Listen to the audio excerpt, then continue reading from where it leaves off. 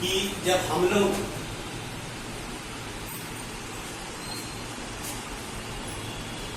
प्रारंभिक स्तर पर पढ़ रहे थे तो क्या उस समय विद्यालय में नामांकन कराने के लिए इस प्रकार का अभियान चलता था? जी नहीं।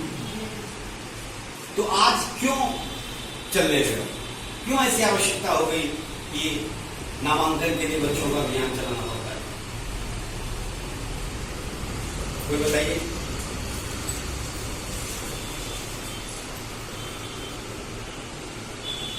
कुछ तो पारिवारिक कमजोरी, जैसे माँ बाप अनपढ़ है तो पढ़ाई के प्रति उन लोगों का कोई जागरूकता नहीं है। तो पढ़ाई अनपढ़ उस समय ज्यादा थे जी। लोग अनभिज्ञ ज्यादा थे, तो उस समय भी चलाना चाहिए था। अगर यही बात है, देखिए अब प्रारंभिक शिक्षा मौलिक अधिकार हो गया है। पहले जब देश स्वतंत्र हुआ था तो उस समय प्रारंभिक शिक्षा मौलिक अधिकार नहीं था। संविधान के नीति निर्देशक तत्व के अंतर्गत अनुच्छेद 45 में यह कहा गया था कि 6 से 14 आयु वर्ग के सभी बच्चे अगले 10 वर्षों में निःशुल्क एवं अनिवार्य शिक्षा प्राप्त कर लिए होंगे। लेकिन 10 वर्ष में इसको पूरा करने का लक्ष्य प्राप्त नहीं हो पाया। फिर शिक्षा के क्षेत्र में सुधार प्रयास लगातार देश में चलता रहा, लेकिन यह बात महसूस किया गया कि अब नीति निर्देशक तत्व के अंतर्गत रहते हुए इस लक्ष्य को प्राप्त करना संभव नहीं है। तब क्या हुआ कि इस बात को संविधान के मौलिक अधिकार में रखा गया। और हम सभी जानते हैं कि कोई मामला, कोई मसला, कोई विषय जब संविधान के मौलिक अधिकार में आ जाता है तो उसको पूरा करना राज्य का दायित्व हो जाता है, देश का दायित्व हो जाता है और अनिवार्य रूप से दायित्व हो जाता है। नीति निर्देशक तत्व के अंतर्गत यह अनिवार्यता नहीं थी, वो राज्य पर निर्भर कर रहा था। लेकिन अब जो मौलिक अधिकार हो गया, फंडामेंटल राइट हो गया, तो इसको हर हाल में पूरा करना है, नहीं तो यह मामला सीधे हाई कोर्ट या सुप्रीम कोर्ट में जा सकता है। तो कहने का मतलब यह है कि राष्ट्र ने एक बहुत बड़ा संकल्प लिया 6 से 14 आयु वर्ग के बच्चों को प्रारंभिक शिक्षा उपलब्ध कराने के लिए, मतलब 1 से 8 तक की शिक्षा उपलब्ध कराने के लिए राष्ट्र ने एक बहुत बड़ा संकल्प लिया। और उस संकल्प को पूरा करने के लिए आप जो देख रहे हैं कि देश में चला सर्व शिक्षा अभियान, देश में अब चल रहा है समग्र शिक्षा अभियान। देश की संसद ने एक नया कानून बनाया, RTE, राइट टू एजुकेशन का एक नया कानून बनाया जो 2009 में बना और 2010 के अप्रैल से यह पूरे देश में लागू हुआ।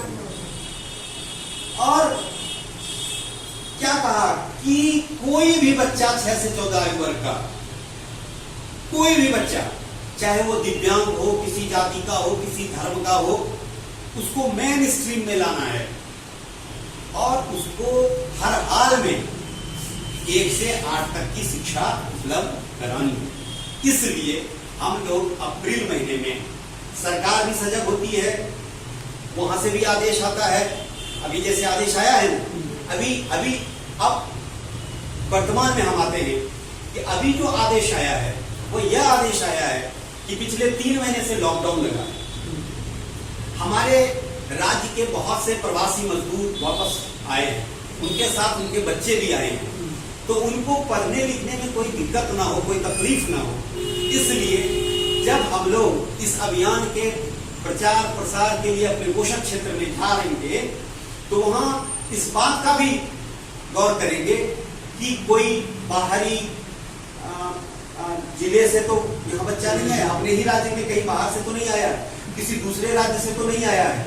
और अगर आया है और वो 6 से 14 आयु वर्ग का है तो उसको हमें अपने विद्यालय में नामांकित कराना है और जो भी सरकार की सुविधाएं हैं, जो योजनाएं हैं, उससे उसको लाभान्वित करना है। इसलिए हमारा ये नामांकन पखवाड़ा 2020 चल रहा है।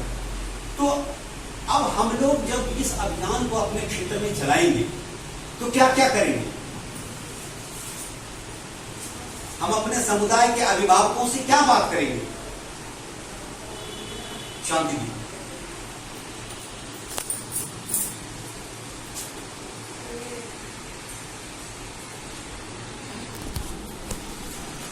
हम लोग चलाने जा रहे हैं। ये संविधान में मौलिक अधिकार का हम लोगों का कर्तव्य है कि सभी बच्चों को नामांकन करवाना अनिवार्य है। 6 से 14 वर्ष के आयु वर्गों के सभी बच्चों। बिल्कुल बिल्कुल सही बात है कि भाई शांति दी अब ये बताएंगे कि संविधान में ये मौलिक अधिकार आपका हो गया है। आप सभी बच्चों का प्रारंभिक शिक्षा प्राप्त करना अनिवार्य है। आपके लिए सरकार ने विद्यालय खोला है, विद्यालय में सारी सुविधाएं हैं और जो आपके विद्यालय में ऐसे बच्चों को जो जो सुविधाएं उपलब्ध कराई जा रही हैं उसका भी वर्णन करना। यथा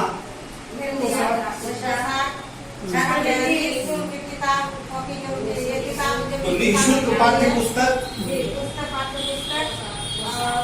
पोशाक, छात्रवृत्ति, मध्याह्न भोजन, इस तरह की जो सुविधाएं हैं उसके बारे में भी अपने अभिभावक को जानकारी देनी है, बच्चों के माता पिता को जानकारी देनी है।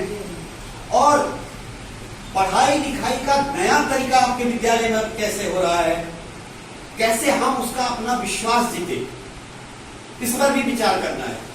क्योंकि हम लोग शहरी क्षेत्र के हैं, हमें यहाँ निजी विद्यालयों से हमारी प्रतिद्वंदिता है, तो हम उसे अपने पढ़ाई लिखाई में क्या परिवर्तन आया है इस पर भी अपने अभिभावक से और जो शिक्षा समिति के सदस्य हैं उनसे भी निवेदन करेंगे कि हमारे विद्यालय में अब कैसे नए तरीके से पढ़ाई लिखाई का काम हो रहा है।